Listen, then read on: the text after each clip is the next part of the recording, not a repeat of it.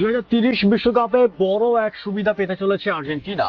2026 বিশ্বকাপের ফাইনালে তীরে এসে তরি ডোবা সেই তীব্র বেদনা কি এখনো পোড়ায় আপনাকে? অতিরিক্ত সময় স্পেনের কাছে হৃদয় ভাঙা হারে চতুর্থ বিশ্বকাপ জয়ের স্বপ্ন অধরা রয়ে গেলেও আলবিসেলেস্তের সমর্থকের জন্য চলে এলো এক অবিশ্বাস্য ও যুগান্তকারী সুখবর। আগামী 2030 বিশ্বকাপের আর্জেন্টিনার জন্য অপেক্ষা করছে এক বিরাট সুবিধা। কোনো কঠিন বাছাই পর্বের বেতরণী পার না হয়েই সরাসরি বিশ্বমঞ্চের মূল পর্বে জায়গা করে নিয়েছে লিওনেল মেসির দল। ফিফাটি কোন নিয়মের জাদুতে বিশাল সুযোগ পেল আর্জেন্টিনা? ঘরের মাঠে খেলা সে ঐতিহাসিক সুযোগটাই ঠিক কিভাবে আসছে, সব রহস্যের জট খুলতে ভিডিওটি এখনই শেষ পর্যন্ত দেখুন।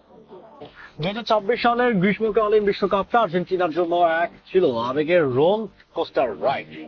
ফাইনালে স্পেনের কাছে অতিরিক্ত সময়ের নাটকীয় লড়াইয়ে হেরে যাওয়ার পর শিরোপা হাতছাড়া হলেও বুয়েনোস আইরেসের রাজপথে সমর্থকদের অবিরাম ভালোবাসায় ভেসেছিল দল। সে ক্ষতের রেশ কাটতে না কাটতেই পরের বিশ্বকাপের ঠিক আগে ফিফার এক অভূতপূর্ব ও চমকপ্রদ ঘোষণা সব হিসাব পাল্টে দিয়েছেন। ফিফার সিদ্ধান্ত অনুযায়ী ফুটবল বিশ্বকাপের শতবর্ষ উদযাপনের এই আসক্তি ইতিহাসের পাতায় নাম লেখাতে চলেছে মোট 6টি দেশের যৌথ আয়োজনে, যেখানে প্রধান ম্যাচগুলো অনুষ্ঠিত হবে স্পেন, পর্তুগাল ও মরক্কোতে।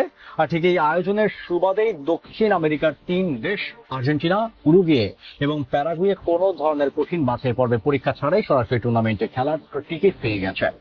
1930 সালে উরুগুয়েতে শুরু হয়েছিল ফুটবল বিশ্বকাপের প্রথম আসর। সেই গৌরবময় ইতিহাসে ঠিক 100 বছর পূর্তি উপলক্ষে ফিফা এই বিশেষ আয়োজন করতে যাচ্ছে।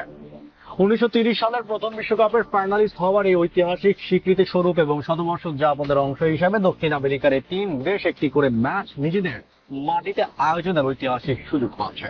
আর এই সুবাদেই বর্তমান বিশ্ব ফুটবলের পাওয়ার হাউস আর্জেন্টিনাকে আর ল্যাটিন আমেরিকার সেই ঘাম ঝরানো ও ক্লান্তিকর কনমেবল বাছাই পর্বের বৈতরণী পার হতে হবে না।